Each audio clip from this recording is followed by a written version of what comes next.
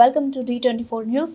ఎన్నికల కూడా అమల్లో ఉన్నందున కిర్లంపూడి మండల పరిధిలో ఉన్న గ్రామాల్లో ఎటువంటి అవాంఛనీయ సంఘటనలకు పాల్పడకూడదని పెద్దాపురం డీఎస్పీ కె లతాకుమార్ హెచ్చరించారు. శనివారం జగ్గంపేట సిఐ లక్ష్మణ్, కిర్లంపూడి ఎస్ఐ జబీర్ ఆధ్వర్యంలో క్యూఆర్టీ టీంతో కిర్లంపూడి ప్రధాన రహదారిపై గుంపులుగా ఉన్న వారిని చెదరగొట్టి నిబంధనలకు వివరిస్తూ అవగాహన కల్పించారు. ఎగ్జిట్ పోల్స్ ను ఆధారంగా చేసుకుని మండలం పరిధిలో ఎవరైనా బాణసంచ కాల్చడం, మోటార్ సైకిల్స్ యొక్క సైలెన్సర్ తీసి ఊరేగింపుగా తిరగడం గానీ, ట్రిపుల్ రైడింగ్, నెంబర్ ప్లేట్లు లేని మోటార్ సైకిల్స్ తో తిరగడం, ముఖ్యమైన కూడళ్లలో గుంపులుగా ఏర్పడి ఉండడం, ఏదైనా పార్టీలకు సంబంధించి జెండాలు పట్టుకుని ఊరేగింపుగా తిరగడం చేయరాదని హెచ్చరించారు.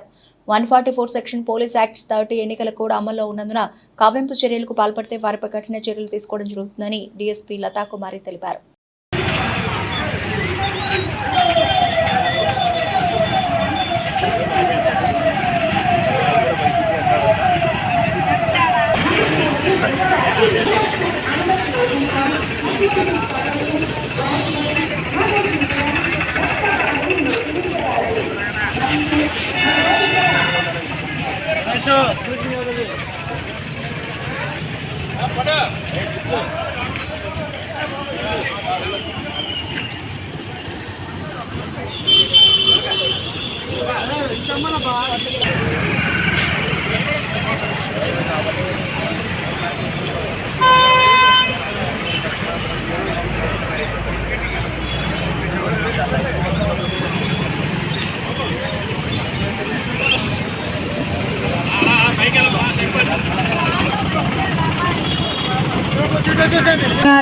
నిక్షిప్తం చేయబడి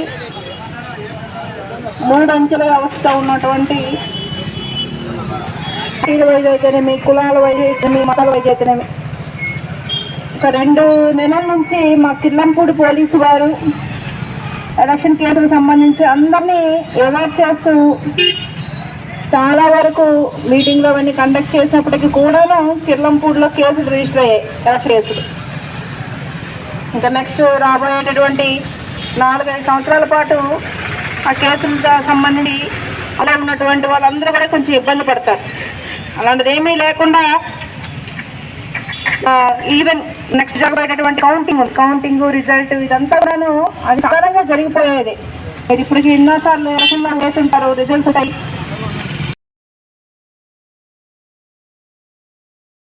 తర్వాత కౌంటింగ్కి మధ్యలో ఉన్నటువంటి సమయంలో కొంత భావోద్వేగాలు చెలరేగుతాయి మనకి.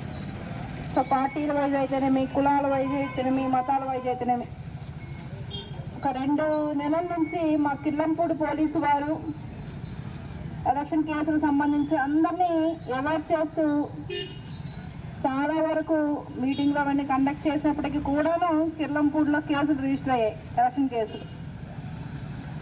ఇంకా నెక్స్ట్ రాబోయేటటువంటి 4-5 సంవత్సరాల పాటు ఆ కేసులకు సంబంధించి అందులో ఉన్నటువంటి వాళ్ళందరూ కూడా కొంచెం ఇబ్బంది పడతారు. అలాంటిది ఏమీ లేకుండా ఈవెన్ నెక్స్ట్ జరగబోయేటటువంటి కౌంటింగ్ రిజల్ట్ ఇదంతా కూడాను అది సాధారణంగా జరిగిపోయేది.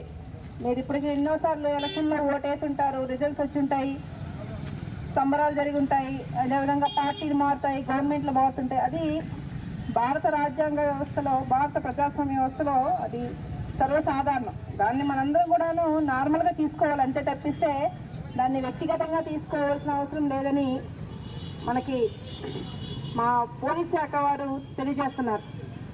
సో ఇంకొక 2-3 రోజుల్లో మనకి రిజల్ట్స్ వస్తున్నటువంటి నేపథ్యంలో 4వ తేదీన ఎలక్షన్ రిజల్ట్స్ వచ్చినా కూడా 5-6 వరకు కూడా ఎంసీసీ కోడ్ ఉంటుంది.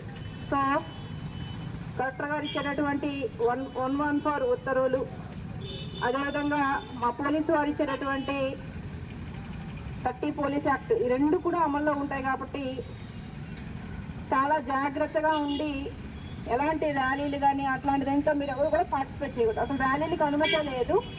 అట్లాంటి ర్యాలీలు ఒకవేళ అనధికారంగా తీసినా కూడాను దయచేసి మీరు కానీ మీ పిల్లలు కానీ ఎవరు కూడా పార్టిసిపేట్ చేయొద్దు. మళ్ళీ కేసులు రిజిస్టర్ చేయబడతాయి. అదేవిధంగా జయాపజయాలన్నీ కూడాను మనం చాలా స్పోర్టివ్గా తీసుకొని దానికి అనుగుణంగా మనం ముందుకెళ్ళిపోవాలి తప్పిస్తే ఎవరు దాన్ని వ్యక్తిగతంగా తీసుకొని కక్షాపూరితమైనటువంటి చర్యలకు ఎవరు కూడా లోన్ కావద్దని మా కాకినాడ జిల్లా ఎస్పీ గారు తెలియజేస్తున్నారు. సో దానికి అనుగుణంగానే మీ అందరినీ అవేర్ చేయాల్సిన బాధ్యత మా ఉంది కాబట్టి ఇవాళ మా కిర్లంపూడి ఎస్ఐ గారి ఆధ్వర్యంలో ఇది కండక్ట్ చేయడం జరిగింది. ముఖ్యంగా అతి ముఖ్యంగా స్టూడెంట్స్ అనే వాళ్ళు ఎవ్వరు కూడాను రాబోయే కౌంటింగ్లో జరిగేటటువంటి ఎలాంటి కార్యక్రమాలు కూడా మీరు పార్టిసిపేట్ చేయొద్దు. అప్పటికప్పుడు కొన్నిసార్లు భావోద్వేగాలు చెలరేగి ఏదైనా ఇష్యూస్ అయితే అనవసరంగా మీరు కెరియర్ని కోల్పోతారు. కాబట్టి మా పోలీసు వారి నుంచి ప్రత్యేకమైన విజ్ఞప్తిగా స్టూడెంట్స్ దీన్ని గుర్తుపెట్టుకోవాల్సి ఉంటుంది. థ్యాంక్ యూ అండి.